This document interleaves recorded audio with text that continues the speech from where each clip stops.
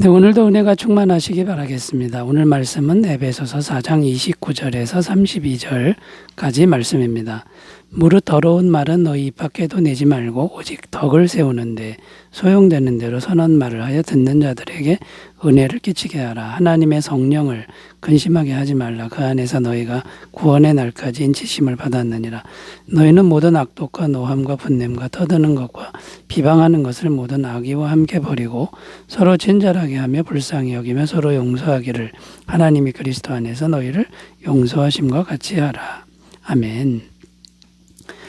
오늘 말씀도 어제 말씀에 이어 교회 안에서 성도가 다른 성도와 좋은 관계를 맺기 위해 어떻게 행해야 하는가에 대한 말씀입니다. 왜 다른 성도와의 좋은 관계를 맺는 것이 중요한 것일까요? 서로 좋은 관계를 맺어야만 교회가 하나 될 수 있기 때문입니다. 에베소서의 주제가 무엇이냐면 교회의 하나됨이라는 것입니다.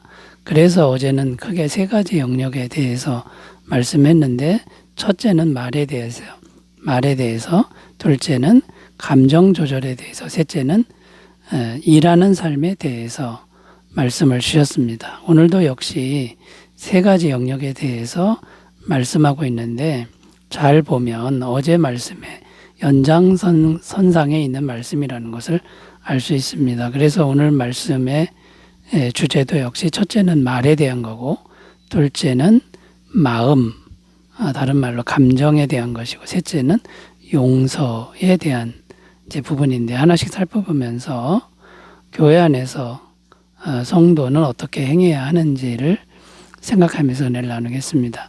자, 첫 번째 교회 안에서 성도의 행함, 첫 번째 주제는 말인데요. 말을 어떻게 하라는 걸까요? 더러운 말을 버리고 선한 말을 하라고 말씀하고 있습니다.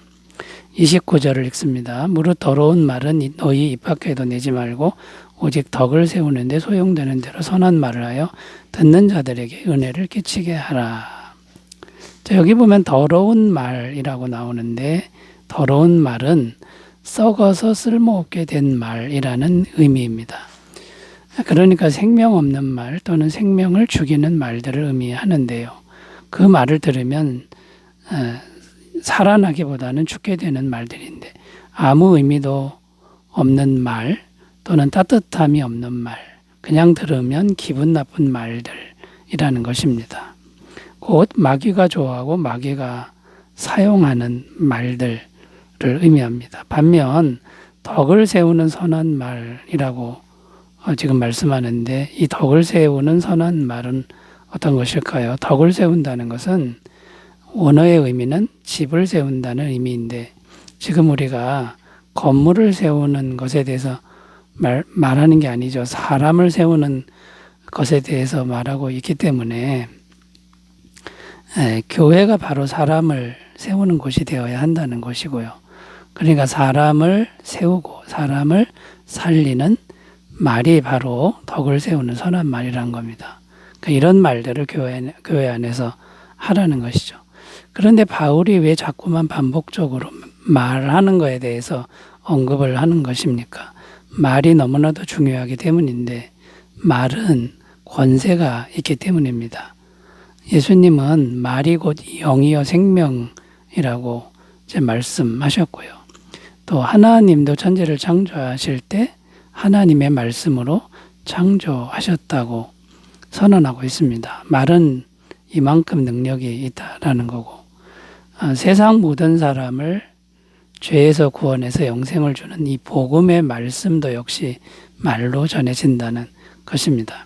그러므로 우리 구원받은 성도는 말을 잘해야 됩니다. 신중하게 잘해야 되는데, 항상 어떤 말들을 힘써야 할까요? 복음의 말씀에 합당한 말을 해야 한다는 것인데요. 첫째는 인간의 행위를 강조하기보다는 예수님의 무한하신 은혜를 강조해야 한다는 것이고, 둘째는 인간의 부족함을 말하기보다는 하나님의 무한하고 영원하신 사랑을 자꾸만 말해야 한다라는 것입니다. 또 어떤 말들을 해야 하는 걸까요? 힘든 일이 계속 있어도 반드시 하나님의 도우심과 돌보심이 있다는 말을 계속 해줘야 한다는 것입니다. 또 내 뜻대로 안 되는 것 같아도 반드시 하나님이 합력하여 선을 이루신다는 이런 희망과 긍정적인 말들을 계속해서 해야 한다는 것이죠. 자, 그러므로 여러분, 교회 안에서 우리가 성도로 살아갈 때 말이 정말 중요한데, 이 복음에 합당한 말, 그 다음에 하나님의 은혜와 사랑, 합력하여 선을 이루는 이런 말들을 자주 사용하시는, 늘 사용하시는 귀한 삶이 되시기 바라겠습니다. 자, 두 번째 주제로 가겠습니다. 교회 안에서 성도는 어떻게 행해야 될까요? 두 번째 주제는 마음에 대한 것인데, 성령을 근심하게 하는 마음을 잘 버리라고 말씀하고 있습니다. 30절 읽습니다. 하나님의 성령을 근심하게 하지 말라. 그 안에서 너희가 구원의 날까지 인치심을 받았느니라. 자, 여기 보면 하나님의 성령을 근심하게 하지 말라고 말씀하는데, 이 근심이라는 단어를 생각해 보면 성령이 근심한다. 자, 이걸 생각해 보면요, 성령님은 인격체라는 것을 알 수 있습니다.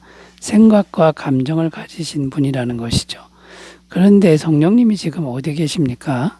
구원받은 성도 안에 내주하고 계신다고 말씀하고 있습니다. 요한복음 14장 17절, 그는 진리의 영이라 세상은 능히 그를 받지 못하나니 이는 그를 보지도 못하고 알지도 못함이라. 그러나 너희는 그를 아나니 그는 너희와 함께 거하시며 또 너희 속에 계시겠습니다. 자, 그러니까 무슨 말입니까? 우리 안에서, 우리 마음 안에서 성령님이 근심할 수 있으시다는 뜻입니다. 여기서의 근심은 구원받지 못해서 하는 근심이 아닙니다.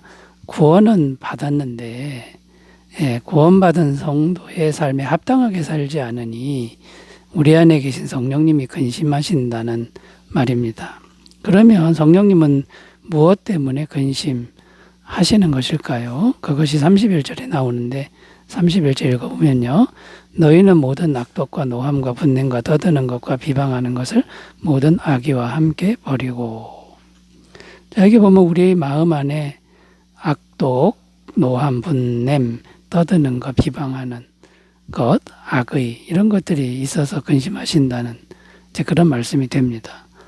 여기 악독이라고 되어 있는데, 악독은 독설입니다. 독한 말을 의미하는 거고, 엄청난 분노의 마음으로 독한 말을 쏟아내는 것을 의미합니다. 또 분냄이라고 되어 있는데, 이거는 상대방을 분노로 퍼붓는, 말로 퍼붓는 행위, 분냄과 떠드는 것이 같은 의미가 되는 거죠. 자, 이런 것이 있을 때 성령님은 우리 마음 안에서 근심한다는 것인데, 그런데 이런 행동과 말이 어디서 생기는 겁니까? 우리 마음 안에서 생긴다는 겁니다. 그런데 그 마음 안에 성령님이 함께 계시는 것이라는 거죠. 그러므로 성도인 우리가 성령님을 근심하게 하지 않으려면 어떻게 해야 될까요? 마음과 감정을 잘 절제하고 다스릴 줄 알아야 한다는 것입니다.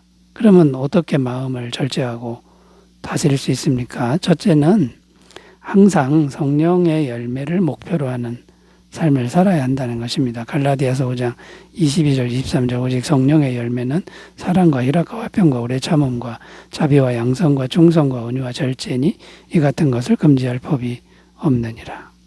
자, 성령의 열매는 성령의 성품인데, 이 성령의 열매를 맺는 걸 목표로 산다는 것은 계속 성령님과 대화하면서 성령님의 도우심을 구하는 삶을 의미합니다.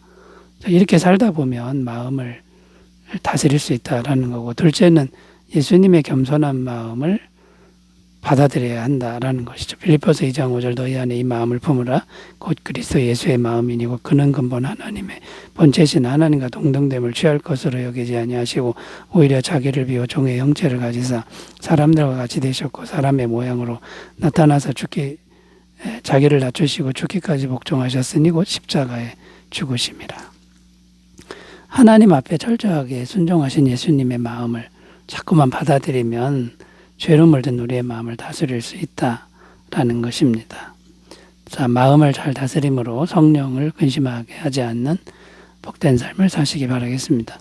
세 번째로 가겠습니다. 교회 안에서 성도는 어떻게 행해야 될까요? 세 번째는 용서하라 이렇게 말씀하시는데 서로 불쌍히 여기며 서로 용서하라고 말씀합니다. 32절 읽습니다. 서로 친절하게 하며 불쌍히 여기며 서로 용서하기를 하나님이 그리스도 안에서 너희를 용서하심과 같이 하라. 자, 이 말씀에 보면 용서를 말씀하고 있는데 그냥 인간적인 용서가 아니라 그리스도 안에서의 용서하심과 같이 우리도 용서하라고 말씀합니다. 그런데 그리스도 안에서의 용서는 어떤 의미가 있는 겁니까? 첫째는 이제 불쌍히 여기는 마음인데요.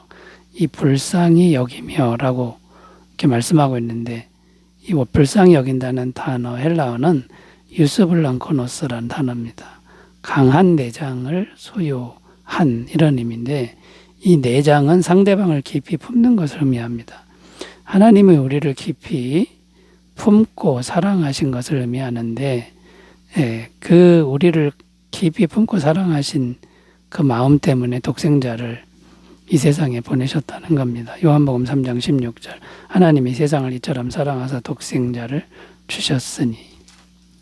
자, 그러니까 그리스도 안에서의 용서는 우리를 깊이 품어서 독생자를 주시기까지 한 하나님의 그 불쌍히 여기는 마음을 우리가 잘 받아들이는 것을 의미하고요. 둘째는 끝없는 용서라는 건데 계속 용서하는 걸 의미하는 겁니다. 이건 하나님이 우리를 계속 용서하신 것을 의미하는 겁니다. 그래서 하나님이 우리를 계속 용서하시는 그 용서하심을 우리 마음에 계속 받아들이면 우리도 그 하나님의 용서하심으로 다른 사람을 용서할 수 있다. 이런 의미가 됩니다. 자, 그러니까 이제 우리가 이런 노력을 해야 되는데 우리는 인간이기 때문에 우리 힘으로는 끝없이 용서하고 끝없이 불쌍히 여기는 건 불가능하다라는 겁니다. 자, 그러면 어떻게 해야 됩니까? 우리는 우리 힘으로는 못한다라는 걸 인정하고요. 그러나 우리 안에 계신 예수님은 영원히 용서하신다라는 것을 계속 생각하고 인정하고 또 마음에 예수님의 끝없는 사랑을 받아들이다 보면 성령님의 능력이 우리 마음에 들어와서 하나님의 그 용서의 마음을 부어주신다라는 것이죠. 자, 그러므로 여러분 어떤 죄인도 영원히 용서하고 계시는 예수님 안에서 모든 대상을 바라보는 은혜의 삶을 사시기 바라겠습니다. 기도합니다. 하나님 아버지, 성도로서 우리가 교회 안에서 지혜롭고 아름답게 행하게 하옵소서. 예수님의 이름으로 기도드립니다. 아멘. 좋은 하루 되시기 바라겠습니다. 감사합니다.